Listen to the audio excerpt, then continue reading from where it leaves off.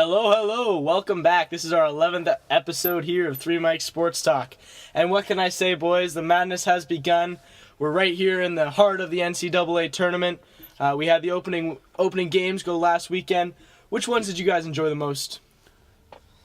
We'll start with the round of 64, going back to the East region. A game I really enjoyed was between the 8 and 9 seed NC State and LSU. Obviously, LSU jumped up to a pretty big lead, but they didn't perform well down the closing end, allowing NC State to come back into the game and allowing NC State to come back and win it, setting up a crazy East region, which really played out in the round of 32. What do you guys think? Yeah, I agree. I think that was a great game. What I think was one of the deciding factors in this one is just the difference in the strength of the conference. NC State, they play in the ACC. They've played really all the best teams in the country already this year. Whereas LSU, they gave Kentucky a great game. I think they lost by 2. But the fact of the matter is LSU just hasn't played in as many competitive games as NC State. And I think that's what we saw down the stretch. NC State was able to chip into that lead, and then what a phenomenal buzzer beater to win it. That was definitely one of the most exciting games of the tournament. Yeah, and you could tell LSU hadn't been really experienced in those games because they missed their last 12 field goals and their last 6 free throws, so clearly not ready when it came down to crunch time. In what game did you find the most exciting? Well, you know what? There were a lot of really great games. I enjoyed the West Virginia Buffalo game. Obviously, I was cheering for the Bulls, but the Mountaineers won that one. I really thought that was a great game because West Virginia is such a fun team to watch. Their style of play, the aggressive defense. I think the referees probably over-officiated this one. I think both teams were in the double bonus with like 10 minutes to go in the first half. But that being said, I think Buffalo is a really good team. I wouldn't be surprised if they win the MAC again next year. A lot of really good players. Definitely not the last we've seen of the Bulls in the tournament. Sure, I really liked Buffalo as well. You saw West Virginia, one of the few Big 12 teams to avoid the upset. Some other Big 12 teams, of course, weren't so fortunate. Baylor and Iowa State had some tough losses there in the round of 64. Yeah, I found a lot of excitement in that Midwest matchup between Purdue and Cincinnati. Obviously, that was a 66-65 decision in overtime. The Bearcats came away winning that one. The game was close the whole way through. Going into half, Cincinnati was down 3. They stormed back, putting up 33 in the second half, and were able to pull things off in overtime. Yeah, I thought that was a great game. The bucket the Cincinnati player made to send it into overtime, where it went around the rim about 3 different times before dropping, that was phenomenal. I was cheering for Purdue. I thought Purdue is one of the few teams that can match up with Kentucky's size, having 2 7-footers. If we're talking about some other games, I went on the record on the show last week, and I said this Harvard-UNC game was going to be an absolute blowout. Harvard just hasn't been a good offensive team at all, and I couldn't say I was completely wrong. The Crimson really came to play. There's something about Coach Tommy Amaker. He really gets those guys to come out and play in the tournament. I think it's 4 consecutive tournament appearances. I was really surprised by their play. They've struggled offensively throughout the year, but they really showed the ability to score at ease against a much better UNC team, I would have thought. For sure, and they've been running the Ivy League for a couple years now. I was also surprised about this. I thought North Carolina they look like a Final Four quality team, so I was surprised they let Harvard get back into the game and make it so close. But it was a great game. Kudos to Harvard for stepping up. Yeah, Harvard was able to put up 40 points in that second half, which is amazing for a team from the Ivy League taking on a much stronger ACC team. I was really hoping they'd pull it off. Yeah, I think what the difference for the Crimson was Wesley Saunders really came to play. I think he scored 26 against UNC. Definitely, he was pretty much their entire offense for a big part of the first half. The rest of the guys started to get going towards the second half. Really fun game to watch, though. All right, so going into this tournament, we know that we had a lot of questions surrounding the Big 12 and the ACC and who was the stronger conference. I know Aiden's going to try and rub this one in our faces. Patrick and I both sided with the Big 12. Aiden said that he thought the ACC was the only conference that had real contenders amongst the two. What do you think that Baylor and the Iowa State losses told you about this Big 12 conference? Well, I think it speaks to the quality of the basketball in the Big 12 in general. I know, obviously, I made this comment before, but I think Baylor and Iowa State, I think they were both sort of overachieved. I think a lot of the Big 12 teams overachieved throughout the year. I think the same thing about Kansas. But those were also 2 tough matchups. I don't think UAB is a great team. I think Iowa State really should have had no problem with them. But this Georgia State team, you talk about R.J. Hunter. He only in his junior year. He's a legitimate NBA lottery prospect. Obviously, his father's the coach. I really hope he's going to return next year. I'd love to see them in the tournament again. So much emotion surrounding that team. I think that was a really tough matchup for Baylor. And, if you talk about whether or not these teams were deserving of the 3 seeds, I think Iowa State, maybe. They did win the Big 12 tournament, which was probably the second best conference throughout the year. And I'm not sure about Baylor. I probably would have put them on the 4 line, but, those are tough decisions. Yeah, well, we saw Georgia State's really was the story of the opening weekend, the round of 64 and the round of 32 with Ron Hunter and RJ Hunter. But then you go back to, it's really, the committee did really, they were impressed by the Big 12 apparently going into the tournament. They gave 3 teams number 3 seeds, and they gave Kansas the number 2 seed. They gave a lot of Big 12 kind of generous seedings. Didn't work out, so we'll see how this plays out in the future years for the Big 12. Do you think you can really judge the quality of a conference based off 2 tournament games? I think you can. I don't know where you see the 2 tournament games, but I think if you look, the Big 12 had 7 teams entering the tournament, 4 or 5 of which were seeded really high, and only 2 teams advanced to the Sweet 16. And only 2 teams advanced to the Sweet 16. And if you look at these 2 teams, West Virginia, actually they played 2 great games against Buffalo and Maryland, but Oklahoma, they really lucked out. This Albany team gave them a good game, but I don't really see them as, that wasn't a great matchup. And then this Dayton team, that was a really lucky matchup for Oklahoma. I thought Dayton had played 6 games in the last 10 games. Their roster only goes about 6 guys deep. Coach Archie Miller, he really did the best they could, but those guys were just completely out of energy by the time this game rolled around, I thought. Yeah, it was the 2 main bad losses that got the attention from the Big 12, but they just didn't really show up in most of the teams, probably except for the exception of West Virginia, who has really impressed me. Apart from that, the Big 12 didn't really show up this tournament, so I do think this is a point where you can't call into question the talent in that conference. Sticking with the Big 12 here, we had that Kansas-Wichita State matchup. We talked earlier in the show, not this week, a couple weeks ago, we talked about the strength of that Missouri Valley Conference, or at least the top 2 teams, Northern Iowa and this strong Wichita State Shockers team. What do you guys think about that Kansas upset? A lot of people see that as an upset, but to me, I think Wichita State's been the best team in the state of Kansas for probably the past 3 years. You could even go back to 2011 when they won the NIT. I think Wichita State is really a phenomenal program. They're starting to build. Greg Marshall, a lot of people are talking about him getting the job at Alabama, but I really hope he stays at Wichita State. As far as that game, I was really impressed with the play of Fred VanVleet and Ron Baker. Obviously, they're the 2 stars, but also other guys on Wichita State chipped in. I think they had 5 players in double figures. And then, like the other teams in the Big 12, I thought this was a Kansas team that had overachieved. A lot of youth, not the same caliber teams that Bill Self's had in the past. And I think that's what we saw here. Yeah, Wichita State didn't really surprise me. They had a lot of veteran players on their team. A lot of the players were on that run 2 years ago. A lot of the players were part of the undefeated regular season a year ago. So Wichita State really, I think, yeah, they're possible, looking at possible upset Notre Dame in the next round. They're a team that could be contenders.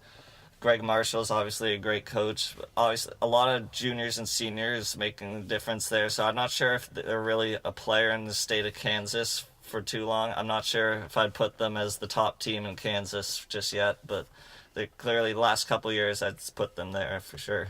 Do you think this victory is kind of the nail in the coffin for that top Missouri Valley, for the top team in that Missouri Valley Conference? Obviously, we had Northern Iowa losing.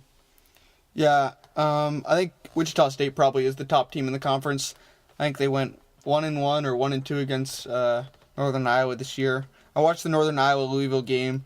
Really both defensive teams, but I think what we've seen is Louisville's started to play better offense towards the end of the year, and they sort of lucked out with the way everything fell in the East region. I mean, they could have, this matchup against NC State's a team they beat easily in the regular season, and then Oklahoma or Michigan State, both winnable games. We could see Louisville making another appearance in the Final Four. Yeah, well, the East region has got to be the most surprising region so far. NC State, of course, the upset over Villanova, that was a crazy game there. I think NC State and Louisville, obviously both ACC teams that have really impressed. And look at the bottom half of that Big 12 versus Big 10 matchup, Oklahoma versus Michigan State. Michigan State's a team that a lot of people thought was underseeded. Yeah, so and they clearly came out to play with quality win over Georgia, and then a really impressive victory over top defensive team Virginia. Yeah, I was really surprised with the seeding of Michigan State. To be completely honest, I think this was the selection committee trying to make a statement about Virginia. Virginia is a team that for the most part of the year, everyone sort of saw as the second best team in the country. They lost 2 games down the stretch, both without Justin Anderson, probably their best player. I think putting Michigan State as a 7 seed was absurd. They had just taken Wisconsin into overtime in the Big Ten Conference Championship game. I thought that was, I don't really like that. I think they were trying to set up that matchup because Michigan State took down Virginia last year. I think they were trying to set up a rematch, and I don't think that's at all acceptable. Yeah, and look, the 6th seed in that region, Providence, obviously showed up pretty weak against a Dayton team that isn't too impressive themselves. So it's really shocking that Providence was seeded ahead of Michigan State there. Yeah, I agree. I think we talk about Providence and Villanova both going down. This is another theme of the tournament. We saw the Big 12 struggle, but the Big East struggled at the same time. Teams like Butler, Providence, Villanova, Georgetown, those guys all lost. The only team left from the Big East is Xavier, another 6 seed, and they're playing Arizona, which is going to be a tough matchup for them. Sure, a lot of conferences kind of underachieving there. Obviously, ACC's been running the show this tournament, but you want to look at another conference that's might doing a little better than we all thought. It was the Pac-12. Only 4 teams from the Pac-12 made the tournament, which isn't very impressive, but of course 3 of the teams are still in it in the Sweet 16. Utah has impressed me a lot more than I thought they would. They kind of handled Stephen F. Austin, and they beat Georgetown fairly comfortably. Arizona's proven themselves as one of the top contenders in the country. Oregon had the tough loss to Wisconsin, but they proved they're pretty good. And UCLA is the other team there. Do you want to talk about that UCLA SMU call at the end of the game there? Oh my, what a call. To be honest, it's really tough to watch that goaltending get called there, but I do think that's the right application of the rules. To me, there's no chance the ball was going to go in, but it was going to hit the rim, and you can't have guys going up and grabbing a ball that's about to hit the rim. And the referee did the right thing in making that call. I think that's a call the ref would make early in the first half, early in the second half, and you got to make it the same call in crunch time, I think. Right, I'm on the same side with Aiden here that you can't let the time or the situation affect the way you call the game. Rules are rules, and they need to be followed accordingly. I'm not a big fan of refs setting up dramatic finishes or whatnot, but in this case, I don't think that's what was happening.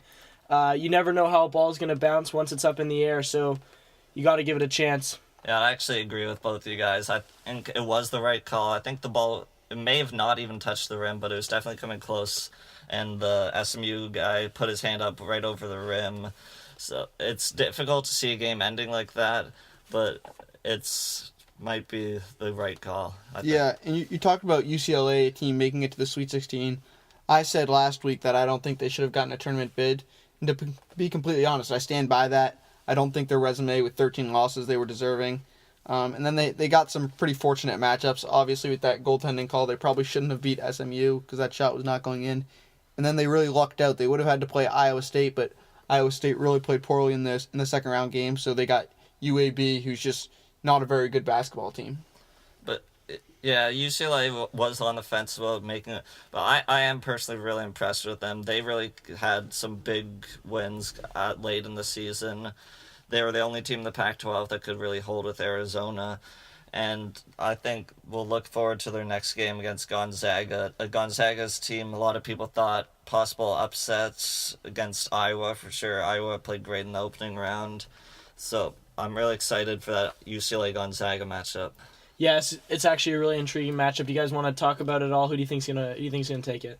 UCLA Gonzaga? Yeah. Oh, I think Gonzaga is gonna handle that one pretty easily. They beat UCLA pretty easily down in earlier this year at UCLA, and that sets up an intriguing matchup. I assume you have Duke over Utah as well, Patrick? I do, yeah. Kozix? Yes. So that sets up a really intriguing matchup, Duke Gonzaga. I was looking at the ESPN percentages. They think Gonzaga's the favorite in this game, and to me that doesn't really make too much sense. I think Duke has been one of the most impressive teams through these first couple of rounds. Obviously, Jahlil Okafor Justice Winslow is playing really well as well. Pretty much the whole team on Duke's been impressive. What do you guys think about the Blue Devils?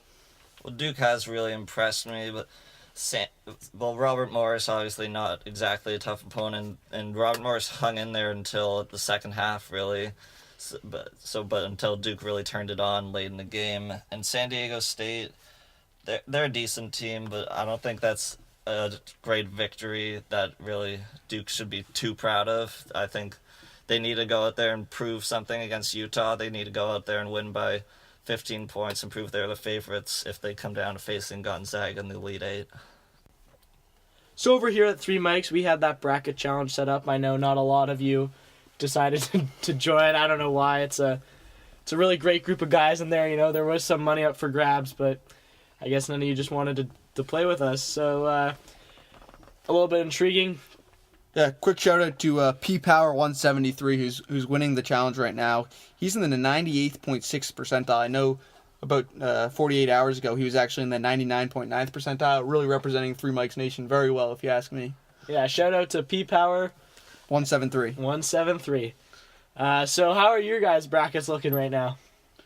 My bracket's kind of here, kind of there, a little bit above average.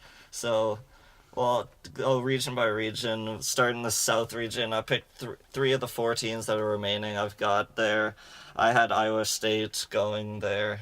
I didn't pick a lot of upsets. I'm not too surprised with UCLA reaching the Sweet 16, though. The West, I've also picked 3 of the 4 teams that's still remaining.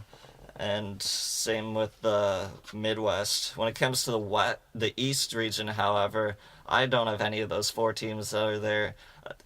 That's really the region that's been surprising to me.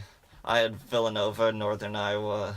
I actually picked Albany to pull a couple off upsets. And I thought Virginia was going all the way to the Final Four. But that's the region that's really messing up my bracket. Yeah, I agree. The East region's given me some troubles as well. I actually had one of the 4 teams. I picked NC State to upset Villanova. As far as the Midwest, I'm 3 for 4 there. I thought Maryland was going to beat West Virginia on Sunday night, but I did have Wichita State beating Kansas, which some people see as an upset, but I really thought that was a pretty obvious pick. In the West, I have 3 of the 4 teams as well. I had Baylor instead of where Xavier is. And then in the South, I was 2 for 4. I had Stephen F. Austin making a couple of upsets, and they obviously didn't get the job done for me. I also had Iowa State. So my bracket's not what I would have liked. I've lost one of my Final 4 so far, but I'm pretty comfortable with the next 3. I think I should be good from here on out. Yeah, I almost feel like I need to sign my. I need to resign here from Three Mics Sports after looking at my brackets. Unfortunately, the South Division got to me a little bit. Of that Sweet 16, I've only got one of those 4 teams remaining, which would be Duke. I had Georgetown making it to the Elite Eight, which obviously did not happen. Iowa State was one of my championship teams, and we all know how that turned out. And then finally, I had Davidson. Davidson's a really intriguing school in the Carolinas. There, it's in a basketball hotbed. They attract a lot of good players. Every year, they're a team to look for, but they just didn't seem to pull it off this year. I thought Gonzaga might have been overseeded, and might have thought I could have pulled something a little lucky off there. Then I look at some of the upsets I picked in the earlier rounds. I took Wofford over Arkansas, which was a really good game. Obviously, it got near the end there. Arkansas started to pull away a little bit, but I really thought that that strong Wofford team from the Southern Conference was gonna be able to pull it off. Yeah, so and then I also had that Texas over Butler game. Obviously, that one wasn't too close either. So, I'm a little disappointed with where things are at right now, but hopefully things turn around. I am Notre Dame winning the national championship. Still have 3 out of my Final Four teams remaining, so still some optimism there. All right, my question for you guys is this. What is the best pick you've made so far?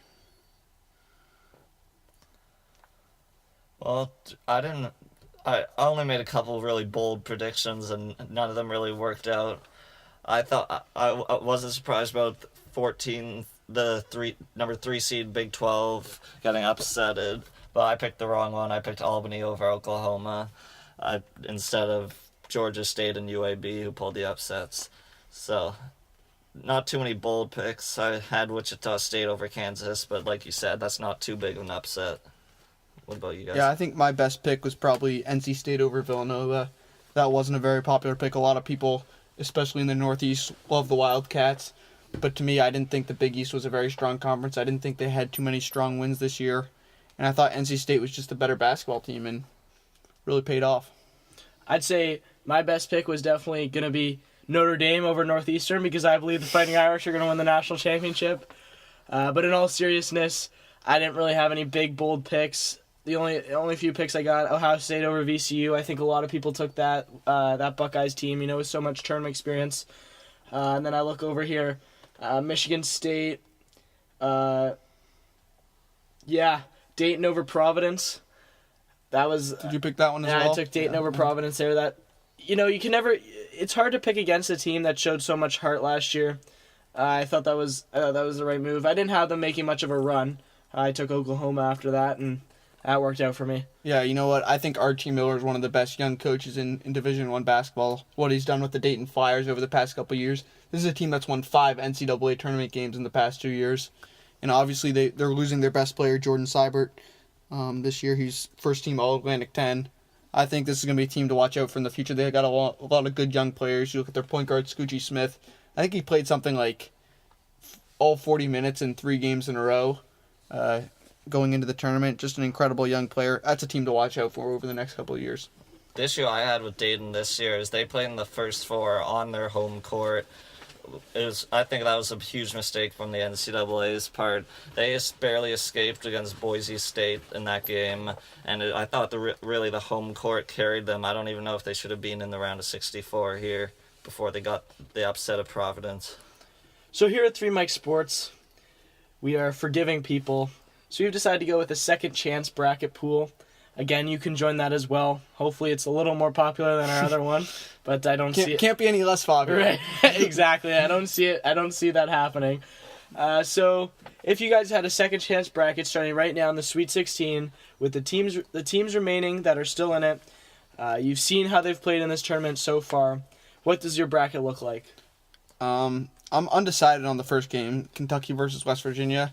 I haven't had a chance to really look too deep into this. A stat that really jumps out to me is Bob Huggins, obviously West Virginia's head coach. He's 8-2 against John Calipari all time.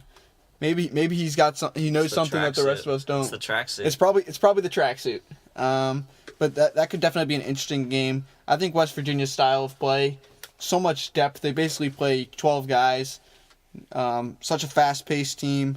It could be a blowout or it could be a really good game. I'm really not sure.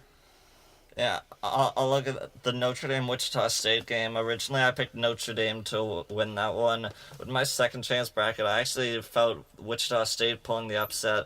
Notre Dame's barely escaped against Northeastern. They had to pull out a crazy overtime win over Butler. Whereas Wichita State, they rolled against Indiana and then against Kansas. I'm really impressed with Wichita State. I don't have either of those teams beating Kentucky. I think Kentucky should reach the Final Four out of the Midwest. Yeah, I think that's a really good game. Notre Dame, Wichita State, really two of the best basketball teams in the country, in my opinion. My bold prediction: I think Notre Dame's going to win. I think Wichita State also has a decent chance of winning, but I think whoever wins that game will beat Kentucky. That is my prediction. All right. Well, I had. 3 of my 4 Final Four teams I'm still happy about with Arizona, Kentucky, and Gonzaga. And I had Virginia as my other team, but now I'm really looking at Michigan State. They've really impressed me. Obviously underseeded, big win over Virginia, so I think they could be a Final Four team. Kozix, what are your predictions in the East? So in the East here, I'm looking at the NC State-Louisville game. Obviously, those teams matched up. I believe that game was in Louisville near the end of the season there, and NC State came away with that one. I'm looking at how Louisville's played in the tournament though, and I don't think I can go against the Cardinals. It's hard to beat a team twice, especially when they're that much better than you are. So I'm gonna stick with Louisville on that one. I'm gonna go against my Sooners here in that other game, that Oklahoma-Michigan State game. The way they've played this tournament, I don't really know what I was thinking. I clearly overestimated the Big 12 when I was making this bracket, so I'm going to have to go with the Spartans in that one. takes a man to admit his mistakes. I agree. I think the Spartans are going to win. They come into this game with so much momentum. I love the way they're playing. There's something about Tom Izzo. He knows something about March that nobody else does. The way he's coached his teams over the past couple of years. One of the best tournament coaches that there is of all time, I think. Yeah, agreed. And perhaps my favorite region for the Sweet 16 might be the West region. We've talked about Wisconsin, North Carolina, and Arizona all being possible Final Four teams, possible championship contenders, and I still think that's true for each of those teams. The other team in there is Xavier, and Xavier they've impressed me. They had a huge win over Ole Miss. They haven't been tested too much. Their second game was against Georgia State, but Matt Steinbrooks is a really big presence down low. I think if they can get past Arizona, it'll be tough, but they could possibly pull a couple upsets and maybe make it to the Final Four. I don't see them doing that, but I think it's possible. Yeah, I think what's interesting about this West region is Wisconsin's obviously the number one seed, but the West Regional is taking place in Los Angeles. So normally the number one seed would be in a place where it's closer to them. Obviously, Duke was playing in North Carolina. I think it's going to be really interesting because essentially Arizona has sort of the home court advantage, if you will. They're much closer than Wisconsin is. I think that could come into play. Ultimately, I don't think either of those two teams are gonna advance. I like UNC in this one out of the ACC. Really love the way they're playing lately. What they did in the ACC tournament, beating Virginia, and then giving Notre Dame a really good game. I think that's a team to watch out for. A bold prediction I'll make here is any four of those teams that come out of the West will beat Kentucky or Notre Dame in the Final Four game. So the winner of the West is going to make it to the national championship. I believe so. So many bold predictions. It's getting too hot to handle in here. So that brings us over to the South. We've got some intriguing matchups here. We've got Duke taking on that Utah team. Obviously, Utah's had some success in this tournament. Aiden, do you think the Blue Devils are getting knocked off? No chance. I think Duke's probably one of the top three teams in the country. They're on my short list of teams that can beat Kentucky, along with Notre Dame, Wichita State, and UNC. I think those are teams that have the skill and the size to take down the Wildcats. I think Gonzaga's going to win. I think Duke's going to win, and I think Duke's going to handle Gonzaga in that Elite Eight matchup. Patrick, are we seeing an upset in that UCLA-Gonzaga matchup? I think it's definitely possible. I'm gonna stick with Duke and Gonzaga. Winning those two games, but they're both possible upsets. I think you guys might be underestimating Utah a little. They've got some really good players. DeLon Wright is an excellent scorer, and Jakob Poeltl down low. The European can do it all, offensively and defensively. He's really good at finishing in traffic, and I think he's someone who could contend with Julio Okafor to kind of neutralize his presence in that game. See, something just doesn't feel right about taking both Duke and Gonzaga. The committee's never supposed to be right. How are we going to have a 1 versus 2 matchup there for the South Championship? How is that going to be possible? There's too much that happens in March Madness for something that perfect to happen. So I have to pick an upset here. There's no way I'm taking both Wisconsin, Arizona, Duke, and Gonzaga, because that'd be 1 versus 2 in both the West and the South. And I already think that Wisconsin's going to take on UNC, and I think they're going to win that one. And I also think Arizona's going to beat that Xavier team. So I think that Duke is definitely going to beat Utah, but I'm going to go out on a limb here and take that Bruins team who's been playing with a lot of confidence. Yeah, that's a pretty decent pick, I think. March Madness, at the end of the day, it's all about momentum. And a big stat, I think I might have mentioned this last week, is 7 out of the past 10 NCAA champions have won their own conference tournament going into it. That just goes to show how it's all about what team can get momentum. So if you look at the teams that are left that won their conference tournaments, you're looking at Wisconsin, Notre Dame, Kentucky, and Arizona.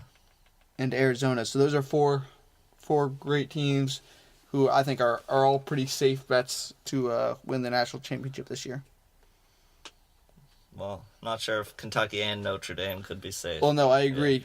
Same thing with Wisconsin and Arizona, but I think there's a good chance one of those 4 teams is going to be the team that wins it. Yeah. All right, well, sticking with the theme of second chances here, if you guys had a chance to go back and change that Final Four, would you? And if not, just retell us what your Final Four is. Well, I'm sticking with 3 of my 4 teams. I'm happy with Kentucky, Arizona, and Gonzaga. They've all got tough roads. Kentucky's going to have to beat tough West Virginia and either Notre Dame or Wichita State, and Arizona's got 2 tough games. and Gonzaga obviously would have to beat Duke.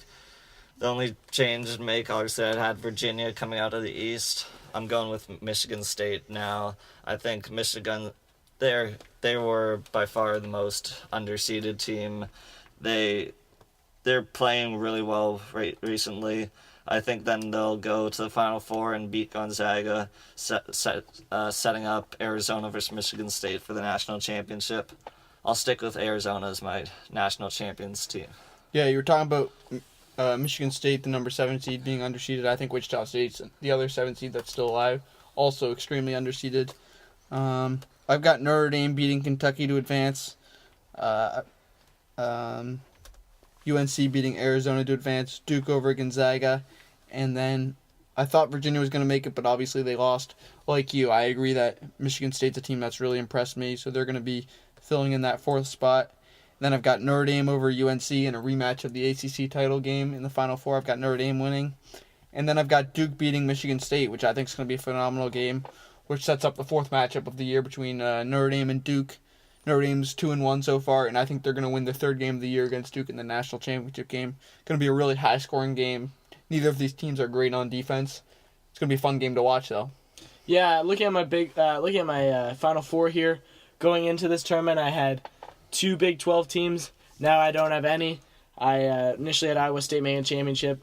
Obviously, their history.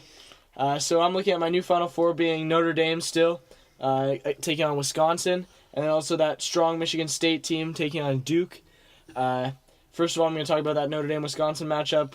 I think that the Notre Dame, I think they're going to... I know a lot of critics have been saying that Notre Dame hasn't really played up to their potential, and they've been playing pretty poorly into the tournament, and we allude to momentum all the time when we're talking about March Madness. But all it takes is one good game, maybe even one good play that could turn everything around for this Fighting Irish team. So I think that things are going to start looking up for them. Yeah, the thing about this Fighting Irish team is they have so many different players who can step up in any different game. One of their 5 or 6 guys can really step up, have a good game. We saw against Butler, Steve Vasturia really played very well. He's been probably their 5th best player throughout the year.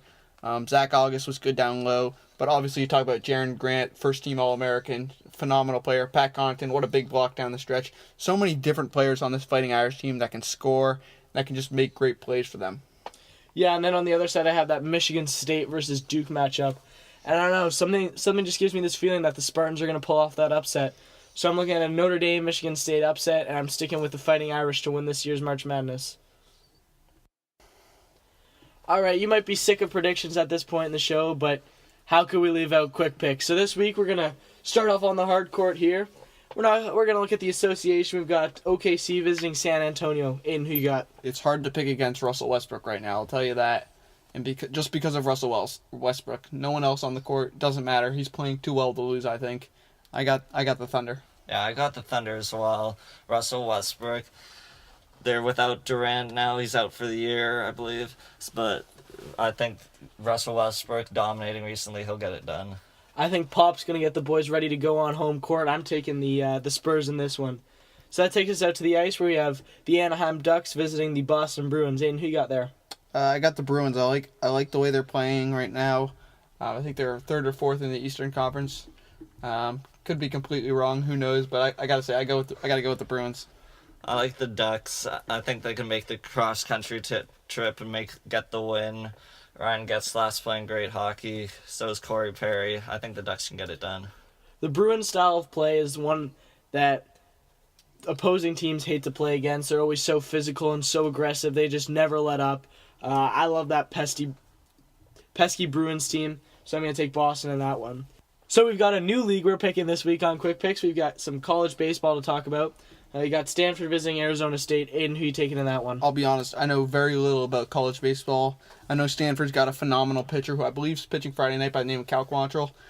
With that being said, I don't think he's going to play well, so I got the Sun Devils. Arizona State's playing great recently, 6th in the country.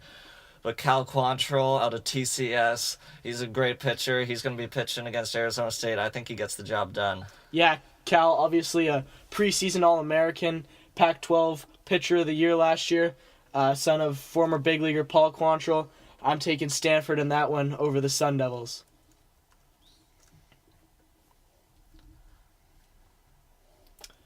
All right, well, that's about all we have for you today, folks. We'd once again like to thank you for tuning in to Three Mike Sports. We really do appreciate you guys listening. We love what we do, and we hope that you love it too. Until next time. Well, we also love getting your questions, so make sure you tweet us or ask us questions on Facebook. Use the hashtag #AskThreeMikeSports to make sure you get us. Yeah, feel free to follow us on Twitter or Instagram at 3MikeSports. That's the number 3, not the letter 3. All right, well, we'd once again like to thank you for tuning in. Until next time, stay up, Three Mikes Nation.